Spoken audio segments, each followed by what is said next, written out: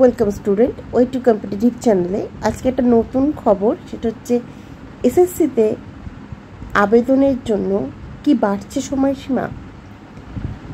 1 lakh form জমা পড়েছে ইতিমধ্যেই, কি জানাচ্ছে কমিশন। হ্যাঁ, আমরা যেরকম জানি 14ই জুলাই পর্যন্ত আবেদনের সময়সীমা বেঁধে দেওয়া হয়েছে। তো দেখা যাক কি বলছে এখানে। এসএসসি সূত্রে খবর, 2025-এ এসএসসি পরীক্ষার যেরকম নতুন প্রার্থীদের আবেদনে হিড়িক রয়েছে, পাশাপাশি কর্মরত শিক্ষকদের এবং চাকরিহারা শিক্ষকদের একটি অংশ আবেদন জমা দিচ্ছে। আবেদনের গ্রহণের শেষ সময় 14ই জুলাই। তো নতুন যারা আছে তারা তো আবেদন করছে, ঠিক আছে, কিন্তু কর্মবিরতি মানে যাদের চাকরিহারা রয়েছে তারাও কিন্তু আবেদন জমা দিচ্ছেন। গত 12 দিনে লক্ষাধিকে বেশি চাকরি প্রার্থী আবেদন জমা পড়েছে স্কুল সার্ভিস কমিশনের নিয়োগ প্রক্রিয়ায়। সূত্রের খবর, 1,05,000-এর কাছাকাছি ফর্ম জমা পড়েছে। সবচেয়ে বেশি আবেদন জমা পড়েছে নবম ও দশম শিক্ষকদের পরীক্ষার চাকরির আবেদন ক্ষেত্র। তাহলে এই 12টা দিনে লক্ষাধিক চাকরি প্রার্থীরা আবেদন করেছেন স্কুল সার্ভিস কমিশন নিয়োগ পরীক্ষায়। 1,05,000-এর কাছাকাছি আবেদন জমা পড়েছে। সবচেয়ে বেশি আবেদন জমা পড়েছে নবম এবং দশম শিক্ষকের পরীক্ষার চাকরির আবেদনের ক্ষেত্রে। এখানে শুধুমাত্র যে যারা নতুন আছে তারাও নয়, যারা ইতিমধ্যে চাকরি হারিয়েছেন তারাও কিন্তু আবেদন দিচ্ছেন, তাদের কিন্তু পরীক্ষা দিতে হবে। জানা গিয়েছে প্রায় 65,000-এরও বেশি আবেদন জমা পড়েছে নবম দশম শ্রেণীর শিক্ষারতের জন্য। গত 16ই জুন রাত থেকে শুরু হয়েছে অনলাইন আবেদন প্রক্রিয়া। তারপরে ওবিসি সংরক্ষণ নিয়ে জটিলতার কারণে বেশ কিছু পরিবর্তনের জন্য ওয়েবসাইট বন্ধ রাখা হয়েছিল 3 দিন। যেমনটা আমরা আগামী একটা ভিডিওতে বলেছি যে ওবিসিদের সংরক্ষণের ব্যাপারে একটা জটিলতা ছিল, ঠিক আছে, যেহেতু কেসটা এখন চলছে সেইটার জন্য 3 দিন ওয়েবসাইট বন্ধ রাখা হয়েছিল।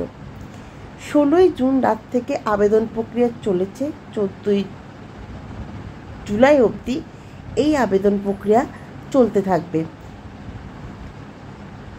3 দিন যেহেতু ওয়েবসাইট বন্ধ রাখা হয়েছিল তার একটাই কারণ, ওবিসি সংক্রান্ত ব্যাপারে যারা ওবিসিতে মধ্যে ক্যাটাগরির মধ্যে পড়ে তাদের একটা বিশেষ ছাড় থাকে বয়সে। তো যাদের ওবিসি সার্টিফিকেট আছে তাদের জন্য, তাদের আবেদনের জন্য কিন্তু এই ব্যাপারটা স্থগিত ছিল 3 দিন, ওয়েবসাইট বন্ধ রাখা হয়েছিল। যেহেতু এখনও অবধি সেই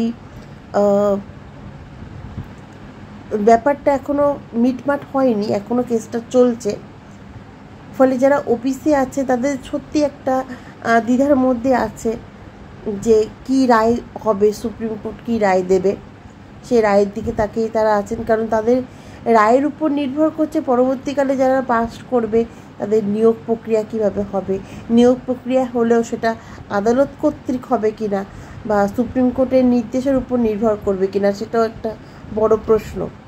আর কি বলছে এসএসসি সূত্রের খবর, 2025 এসএলএসটি পরীক্ষায় যেরকম নতুন প্রার্থীদের আবেদন হিড়িক রয়েছে, পাশাপাশি কর্মশিক্ষক মানে কর্মরত শিক্ষকদের চাকরিহারা শিক্ষকদেরও একাংশ আবেদন জমা দিচ্ছেন। আবেদনের গ্রহণের শেষ সময় 14ই জুলাই। আমরা যেরকম জানি যে ইতিমধ্যে অনেক শিক্ষকের চাকরি হারিয়েছেন এবং তাদেরকে বলা হয়েছে যে পরীক্ষায় বসতে হবে, ঠিক আছে।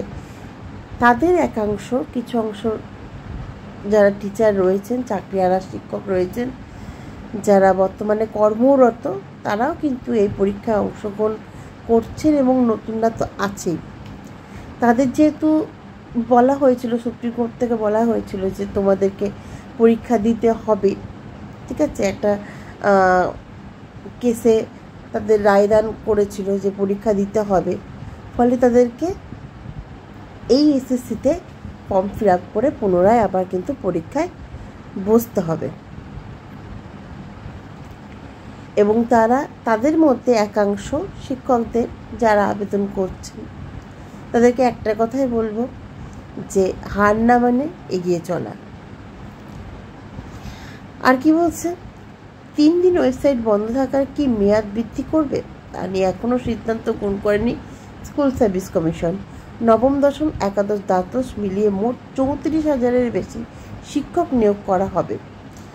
তো যেহেতু 3 দিন বন্ধ রাখা হয়েছিল, মনে করা হচ্ছে যে এই 3 দিনের জন্য সময়সীমা বাড়ানো হতে পারে, কিন্তু এখনও অবধি স্পষ্টভাবে কোনো কথা স্কুল সার্ভিস কমিশনের কাছ থেকে পাওয়া যায়নি।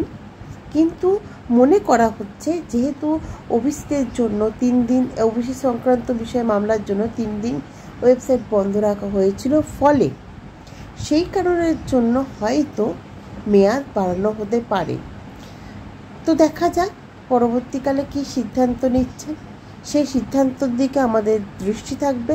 স্কুল সার্ভিস কমিশন আদেও কি সময়সীমা বাড়াবে কি না সেই বিষয়েও দেখার অপেক্ষায় আছি। নিউজ পেলে অবশ্যই আপনাদের কাছে পৌঁছে দেব। আমাদের চ্যানেলটি সাবস্ক্রাইব, লাইক, শেয়ার করবেন।